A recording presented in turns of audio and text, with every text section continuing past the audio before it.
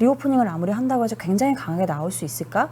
이러한 의구심들이 있었거든요. 근데 실제로 그런 것들이 조금씩 하나씩 나타나는 과정에 있는 것 같아요. 그러니까 부동산의 구조조정을 얼만큼 문제없이 잘 해낼 수 있는지 이 결과에 따라서 잃어버린 10년을 갈지 안 갈지가 결정이 될 것 같습니다. 박종훈의 경제한방 박수현 팀장님과 함께하고 있는데 이 중국의 경제가 뭐 경기 침체를 겪을 것이다, 디플레이션을 겪을 것이다 여러 가지 얘기들이 좀 있어요. 그래서 과연 중국이 과연 어떤 경제 상황을 겪고 있는 건지 굉장히 궁금해지는데요. 이 첫 번째 좀 여쭤보고 싶은 건 일본 국제문제연구소에서 중국의 상황에 대해서 중국의 출산율 감소, 부동산 거품, 재정 적자 급증. 야, 이거 일본하고 닮았다. 일본이 일본하고 닮았다고 중국을 얘기했습니다. 그래서 일본의 잃어버린 30년 진입 당시와 닮았다고 하는데 중국이 일본화될 가능성 어떻게 보시는지 궁금한데요.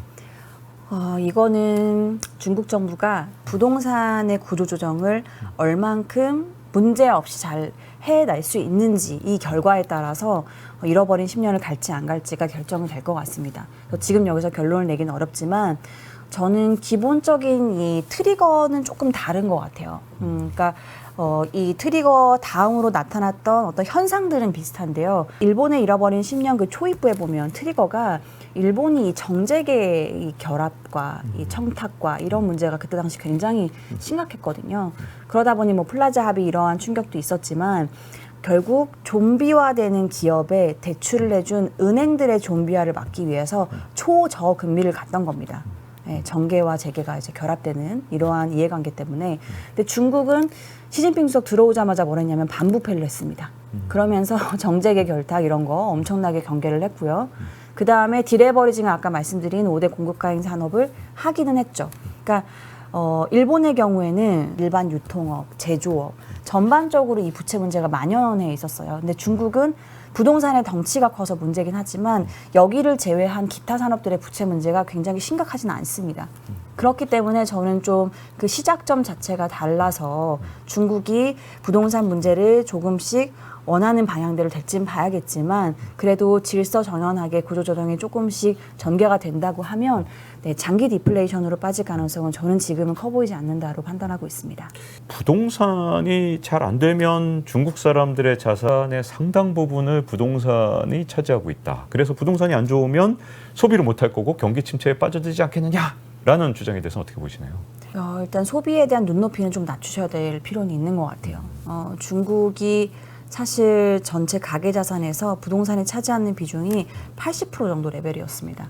근데 이게 가격이 떨어져서 68% 정도로 집계가 나오거든요, 최근에.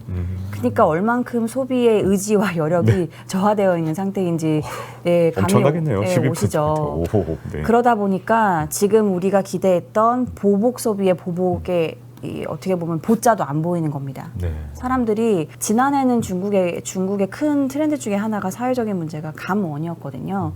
재택근무도 많이 했었고 봉쇄하고 그러니까 회사가 이 사람의 어떤 효용 가치를 도대체 어디까지 둬야 되는지에 대한 판단, 실제 이익도 안 나오고 그러다 보니까 실제 사람들이 많이 집으로 이제 돌아가시는 분들이 많았죠. 이제 실직자들이 많았고 취업도 너무 힘들고. 근데 올해의 트렌드는 일단 리오프닝을 했으니까 감봉입니다. 기업이 힘드니 일단 임금을 좀 줄여야겠다라고 판단을 하는 건데 당장 이직할 때가 마땅치 않으니까 그래서 중국 분들이 지금 야근을 굉장히 많이 해요. 그래서 어떻게 보면 지금 시대적인 흐름이랑 좀 역해가는 거죠. 네. 그래서 주간 평균 근로시간이 계속 늘어나고 있습니다. 그러니까 야근을 엄청 한다는 거죠. 그러다 보니 이런 겁니다. 제가 올해 연말에 임금이 얼만큼 줄어들지 감이 안 와요. 근데 연휴 기간에 휴가를 더 붙여서 2, 3일을 써서 어디 놀러 갈 수 있을까요? 좀 어려울 수 있죠. 네. 네, 그렇죠. 그래서 눈치를 보고 야근을 더 해야 되고 휴가를 오히려 줄여야 되고 이런 상황이라 소비는 한동안은 저는 좀 어려운 상황들이 전개될 수는 있겠다고 보고 있습니다. 그래서 그런지 물가 상승률을 보면 세상의 소비자 물가 상승률이 마이너스 0.3%를 7월달에 기록하는 걸 보면서 야 이거 중국에서 디플레 초입에 있는 거 아니냐 이런 우려가 나오고 있는데 경기 침체에 이어 디플레까지 어떻게 보시는지 이것도 궁금해지거든요. 디플레이션을 단기적인 구도로 봐야 될지 아니면 정말 장기적으로 일본화되는 건지 이 그림에서 본다면 장기화로 보지는 않는데요. 일단 올해 연말까지는 디플레이션의 우려에서 단기간에 해소되기는 좀 어려울 수는 있을 것 같아요. 그렇지만 이게 뭐 3년에서 5년 이 정도의 기간으로 저는 보고 있지는 않고요. 그 이유는 사실 중국 정부가 지금 경기 부양을 하기 어려운 상황이 맞기는 합니다. 왜냐하면 구조조정을 하고 있고 그 대상이 부동산이기 때문에 중국의 전체 재정 수입에서 토지 사용권 매각, 그러니까 헝다, 비구유한 이런 기업들이 사줘야 돼서 그 사줌으로써 일어나는 전체 수입이 56% 정도가 됩니다. 그렇기 때문에 옛날에 중국이 했던 그 보조금을 엄청 주는 소비 보조금을 주는 정책이 있었어요. 그때 내구재, 자동차, 가전 이런 거 소비가 엄청 일어나면서 그때 중국의 사실 경기가 글로벌 금융 위기 당시였는데 유일하게 8% 이상을 보였던 국가였거든요. 그래서 이런 것들을 다시 할 수 없는가, 경기가 안 좋기 때문에. 근데 저는 절반은 맞고 절반은 틀린 것 같아요. 사실상 지금 재정 여력이 없기 때문에. 그렇지만 나머지 이 재정을 제외한 쪽에 정책 여력이 있긴 있거든요. 말씀 주신 물가가 낮다라는 건 금리를 운용하기엔 좋은 겁니다. 그렇죠. 네, 더 인하를 할 수 있는 여력은 있는 거고요. 그래서 통화 정책은 앞으로 적극적으로 더 저는 활용을 할 것 같아요. 물론 환율 때문에 공격적으로 내리진 못하겠지만 그래도 저는 연말까지 지준율, 그러니까 은행에 더 대출을 많이 할 수 있게 해주는 양적인 부분, 그 다음에 이거는 가격에 영향을 미치는 금리를 내리는 거, 저는 한 차례 정도 하나씩 다 사용할 수 있는 여력은 충분히 있다라고 보여지고요. 그 다음에 자잘하게 소비 구매를 좀 진작하는 것들, 정부 단에서 하기는 좀 어려워도요, 기업 단에서 프로모션 같은 거를 하도록 좀 압박을 하고, 그 다음에 주말 사이에 보도도 나왔지만 플랫폼 기업한테 고용을 하라고 압박을 했더니 실제로 많이 하긴 합니다.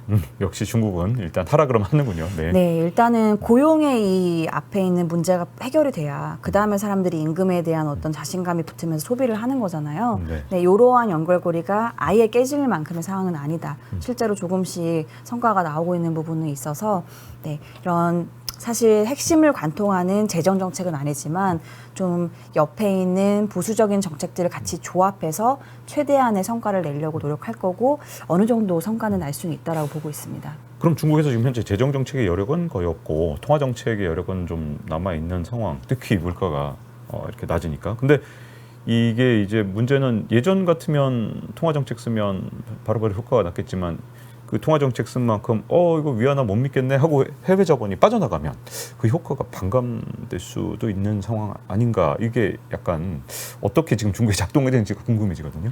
네, FDI가 많이 줄고 있는 상황이기는 해요. 그래서 중국에서의 이 부동산 공급을 줄여야 된다라고 큰 기조를 잡은 이유도 여기에 있는 것 같아요. FDI가 단순히 그냥 돈이 해외에서 중국으로 직접 투자가 들어간다라고 생각할 수 있지만 잘 생각해 보시면 기업들이 주체인 경우가 많죠. 예를 들어 중국의 생산 기지를 만들던가 본사를 여기에 헤드쿼터 하나를 뭐 아시아에 헤드쿼터 하나를 둔다라고 하면 여기에 당연히 사람이 딸려오죠. 인력들을 파견할 거고 그럼 오피스 수요가 일단 늘어날 거고요. 그러면 이 사람들이 주재원으로 들어오든 현재 채용을 하든 이 부근에서 당연히 사람들이 거주를 해야 되니까 주택 수요도 늘어납니다. 근데 이게 다 줄어드는 상황인 거잖아요. 네. 이거는 시진핑 주석이 막아도 막아지지가 않는 거예요. 그래서 이 인내하는 과정에서 우리가 생각하는 파급 효과가 그래도 제한적인 이 범위 안에서 나타나는지를 보시는 게 지금은 가장 중요한 포인트인 것 같다. 네. 이 중국의 성장 그러면 대부분이 투자, 뭐 부동산, 수출 이런 데서 나왔는데 이거 셋 다 지금 다 변변치 않네. 이거 중국 성장 앞으로 어떻게 되는 거지? 라는 서방의 시각들이 많더라고요. 성장은 어떻게 될까요, 앞으로? 제가 보는 그림에서는 지금 공동부유, 그다음에 구조조정 이러한 우선순위 하에서는 강한 재정 부양은 어렵다. FDI 같은 외국계 자금들 생산기지를 다른 나라 인도 같은 데로 지금 빼고 있는 상황에서 중국의 경제 성장률이 리오프닝을 아무리 한다고 해서 굉장히 강하게 나올 수 있을까? 이러한 의구심들이 있었거든요. 근데 실제로 그런 것들이 조금씩 하나씩 나타나는 과정에 있는 것 같아요. 그래서 저는 중국이 그래도 양회, 3월 달에 하는 회의에서 5% 정도 내외의 성장률을 하겠다라고 얘기했으니까 최대한 5%는 맞추려고 노력은 할 것 같아요. 그렇지만 만약에 지금 제가 말씀드린 부동산의 이 베이스 시나리오, 기본 시나리오를 좀 살짝 삐끗하는 뭔가 문제가 만약에 발생하면 5% 밑으로 갈 가능성도 좀 염두에 두셔야 될 것 같습니다. 그래서 제가 보는 그림은 그렇게 되면 4.8%까지도 나타날 가능성이 좀 있어 보입니다. 사실 이 중국 경제 성장에 그동안 진짜 많은 나라가 혜택을 본 건 또 한편으로 있잖아요. 물론 뭐 이것 때문에 패권 전쟁도 일어났지만 미국의 수많은 빅테크 기업들 알고 보면 중국에서 엄청 장사하고 있고 유럽에 있는 그 명품 기업들 중국에 엄청 팔아왔고 중국의 어떤 경제 성장의 속도가 둔화돼서 이 세계 경제 성장 동력원으로서 작동을 하지 못하게 된다면 이게 중국만의 문제가 아니라 세계적으로도 이게 좀 관심을 가져야 되는 문제가 될 것 같은데 어떻게 보시나요? 중국의 영향력이 낮아지지만 제가 중국 말씀들을 지금 내용을 계속 업데이트 드리는 이유는 여전히 글로벌 G2잖아요. 글로벌에서 GDP가 차지하는 비중이 크고 여기에 문제가 생겼을 때 우리한테 주는 충격들 나비효과가 당연히 있을 수 있고 두 번째로 정말 주식시장, 금융시장 관점에서 보자면 이 자금의 흐름들을 보여주는 지수 중에 이제 MSCI라고 하는 지수가 있어요. 여기를 크게 카테고리 두 개를 신흥국, 선진국으로 나눠서 보는데 신흥국 내에서 중국 비중이 아직까지 가장 큽니다. 30%. 인도가 굉장히 빠르게 최근에 올라와서 10%에서 15%까지 올라왔지만 여전히 중국의 절반 정도 레벨이에요. 그러다 보니 중국의 지금 경제 상황, 여기에 따른 어떤 영향력들 이런 걸 당연히 점검이 필요할 수밖에 없고요.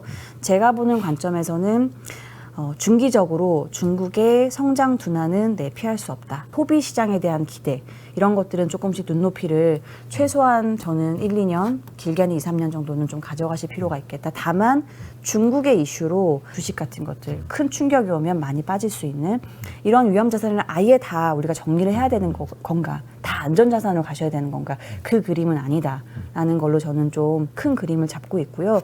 그리고 이 중기적인 그림에서 중국 안에서의 포트폴리오는 저는 양극화가 더 심화될 거라고 보고 있긴 합니다. 결국 구조조정을 하고 경기가 힘들어질수록 소비 여력이 있는 자와 없는 자의 이 갭이라고 하죠. 괴리는 더 벌어질 거라고 봐요. 임금 소득 기반으로 소비하시는 분들의 소비는 저는 더 힘들어질 것 같고요. 자산가분들, 기존에 가지고 있는 자산을 가지고 그거를 활용해서 매매하시는 분들, 생활하시는 분들의 소비는 상대적으로 럭셔리 따를 것들은 조금 더 괜찮을 거라고 보고 있고 그래서 선진국, 신흥국 요 카테고리에서는 지금 미국 경제가 상대적으로는 견고하기 때문에 당분간은 조금 선진국을 선호하는 현상들이 나타날 수는 있겠다. 이렇게 보고 있습니다. 이 중국하고 이제 관련해서 이제 포트폴리오 이 중국에 많이 담고 계신 분들도 계시잖아요. 근데 사실은 정석은 이 다른 나라들 봤을 때 고성장하다가 이렇게 성장 국면이 이제 약화되면 뭐 그때 뭐 위기를 겪는 나라들도 있지만 그렇지 않은 나라들은 원래 저성장 국면으로 가면 그때부터 돈 많이 풀고 그래서 성장은 둔화되는데 주가는 올라가기 때문에 중국이 저성장하면 주가 더 올라간다니까 이렇게 주장하신 분들도 예전에 많았거든요. 근데 중국은 먼저 돈을 푼 케이스라 그 어떤 지금까지의 공식 저성장 가면 돈 풀고 저금리 가서 주가가 더 오르기 때문에 투자를 해도 된다. 요 공식이 맞을지 아니면 중국이라는 나라는 좀 지금까지 다른 나라들하고 다를지가 또 궁금해지거든요. 중국은 좀 다른 길을 가는 것 같습니다. 네. 일단은 말씀 주셨던 설명이 정확하셨던 것 같아요. 먼저 돈을 많이 풀었고 부채를 사실 글로벌 금융위기 때 굉장히 많이 쌓았던 나라예요. 그때 다른 나라들은 부채를 줄였죠. 문제가 터졌기 때문에. 근데 중국은 그때 어마어마한 인프라 투자, 부동산 투자 이런 거를 통해서 오히려 레버리징을 했던 국가이기 때문에 지금 스스로 자가 진단을 통해서 지금은 디레버리징을 해야 되는 게 미중 갈등에도 불구하고 굉장히 시급하다라고 판단을 한 것 같습니다. 그러다 보니 지금 이 구조조정 그림에서 어찌 보면 돈을 굉장히 많이 풀기가 그러니까 재정적으로 많이 풀어서 다시 이걸 역행하는 그림을 가기가 어려운 겁니다. 그렇지만 통화 정책으로 유동성을 좀 푼다는 건 여기서 생길 수 있는 어떤 유동성 경색 이슈는 좀 막을 수 있는 거죠. 그러니까 큰 그림은 중기적으로 경기의 하방 압력을 완화하는 거지 강하게 위로 부스팅을 끌어올리는 건 아니고 경제로도 연결되는 건 중국의 주식시장을 보면은 사실상 가장 큰 비중이 뭐냐면 소비주입니다. 시총 1위도 마오타이예요. 백주기요. 네, 그렇죠. 네. 그래서 중국은 소비의 이 엔진이 성장이 약해지면 주식시장이 위로 올라가기는 좀 어렵긴 합니다. 네. 그래서 저희는 중국 주식에 대해서는 사실 지금은 좀 뉴트럴한 의견으로 말씀을 드리고 있어요. 우리 시장은 그러면 이제 어떻게 될까요? 예를 들어서 우리는 중국하고 디커플링을 좀 진행한 셈이 돼버렸는데 그래서 증시가 좀 덜 영향을 받는 건지 아니면 우리도 중국이 문제가 생기면 증시도 같이 흔들리는 건지 어떻게 보십니까? 이거를 너무 정치적으로 접근하면 안 되긴 하는데요. 제가 보는 그림은 올해 상당히 좀 재밌는 게 글로벌 시장의 수익률을 연초 이후로 지금까지 해서 쭉 이렇게 기준을 세워보면요. 빨간색인 국가들, 그러니까 플러스인 국가들은 대부분 미국의 동맹국들입니다. 네. 그리고 수익률이 마이너스인 국가들은 그렇지 않은 경우인 경우가 좀 비중이 크더라고요. 그러니까 사실 미중 갈등에서 칼자루를 쥐고 있는 건 미국이죠. 네, 어쨌든 지금 글로벌 패권국은 미국이기 때문에 우리나라는 너무나 지금 조금 더 가깝게 미국의 동맹국으로 가까워지고 있는 상황이라서 물론 대중국 수출에 대한 비중을 줄여나가는 과제가 있어서 이거는 조금씩 저희가 줄여나가는 과정을 얼만큼 안정적으로 할 수 있는지에 대한 것들을 살펴봐야겠지만 일단은 우리가 누릴 수 있는 어떤 혜택들은 최대한 가져갈 수 있지 않을까라는 긍정적인 좀 생각들이 들고요. 그리고 저는 그래서 점점 이 포지션을 다각화해서 제가 움직이는 걸 보고 중국을 줄이고 다른 나라 인도, 베트남 이런 쪽을 본다고 말씀드렸잖아요. 그래서 우리도 이 수출의 다변화 같은 것들을 조금씩 지금은 당장은 힘들지만 그거에 대한 다각화에 대한 고민들을 해서 특히나 생산기지가 인도로 바뀐다고 하면 굴뚝의 일로 바뀌는 거라 수출 구도도 조금씩 이쪽으로 바꿔서 저희가 구축을 해야 될 필요가 있지 않을까. 그러면 수출에 대한 영향력도 좀씩 줄이면서 우리가 이제 미국의 동맹국으로서 같이 합할 수 있는 것들이 좀 시너지를 내고 이러한 그림들이 나타날 수 있을 것 같습니다. 네, 자 이렇게 KB증권 리서치본부의 박수현 팀장과 함께 지금 현재 중국의 경제 디플레이션, 그 경기 침체 우려에 대해서 자세히 얘기를 나눠봤습니다. 자, 박종의 경제한방 이제 마칠 시간이 됐고요. 다음 시간에 뵙도록 하겠습니다. 감사합니다.